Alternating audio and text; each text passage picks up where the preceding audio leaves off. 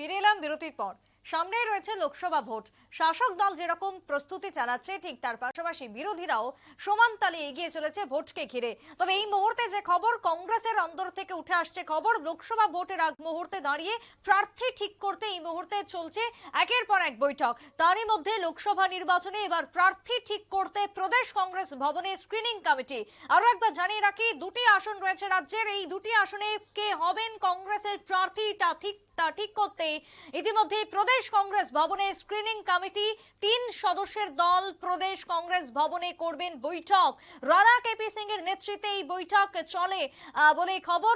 সূত্রের খবর, এই বৈঠকে নেতৃত্ব দেন রানা কেপি সিং। ইতিমধ্যেই 3 সদস্যের দল রাজ্যে এসেছেন এবং তারা প্রার্থী ঠিক করবেন বলে খবর। জানবো বিস্তারিত। টেলিফোন লাইনে রয়েছে আমাদের প্রতিনিধি আদিত্য রায়। আদিত্য, এই মুহূর্তে কংগ্রেসের রাজ্যে লোকসভার একটা প্রস্তুতি আমরা দেখতে পাচ্ছি, তার অঙ্গ হিসাবে এবার প্রার্থী নিয়ে বিশেষ জোর কি জানতে পারছো?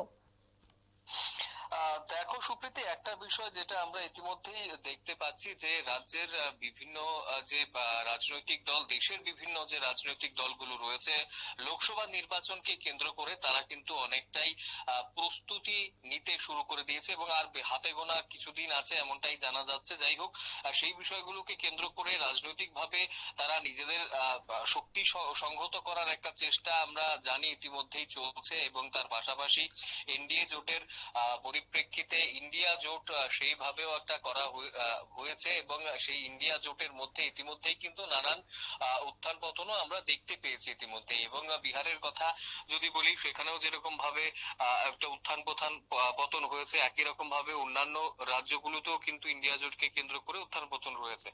সে যাই হোক, তবে কোনোভাবেই কংগ্রেসের যে মূল বিষয়টা রয়েছে, কংগ্রেস কিন্তু চেষ্টা করছিল যে এই মুহূর্তে দাঁড়িয়ে তারা একটা লিডিং রোলে যাবে সেই জোটে, কিন্তু তার পাশাপাশি অনেকটাই যে চাপে রয়েছে কংগ্রেস বিভিন্ন জায়গাতে বিভিন্ন রাজ্যগুলোতে, তা কিন্তু বলার অপেক্ষা রাখে না। যেখানে বিগত দিনেও আমরা দেখেছিলাম যে বিধানসভা 5 রাজ্যের বিধানসভা নির্বাচনে কংগ্রেস বড় গলা করে অনেক কিছুই বলেছিলেন, কিন্তু তেলেঙ্গানা ছাড়া আর খুব বেশি রাজ্যে কিন্তু তেলেঙ্গানা ছাড়া অন্য রাজ্যের কিন্তু দেখা গেছে সেরকম প্রভাব কংগ্রেসের নেই এক প্রকার বললেই চলে।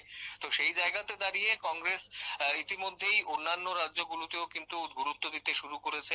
যদিও যেটা আমরা কিছুদিন আগেও বলছিলাম যে ত্রিপুরা রাজ্যের দিকে তেমন কিন্তু কোনো নজর দেখা যাচ্ছিল না কংগ্রেসের তরফে। অনেক সময় শোনা গেছিল প্রিয়াঙ্কা গান্ধী আসবেন থেকে শুরু করে রাহুল গান্ধী আসবেন, এই সবকিছু হলেও ভারত জোড়ো ন্যায় যাত্রা হলেও কিছুটা কিন্তু ব্রাত্যই থেকে গেছে ত্রিপুরা। কিন্তু তারপরেও সেই জায়গাতে দাঁড়িয়ে আদিত্য, যেহেতু এই যে বৈঠক চলছে, কে হবেন প্রার্থী সেদিকে একটা জোর বা নজর রয়েছে কেন্দ্রের, যার জন্য এই 3 জনের বিশেষ টিম এলো রাজ্যে।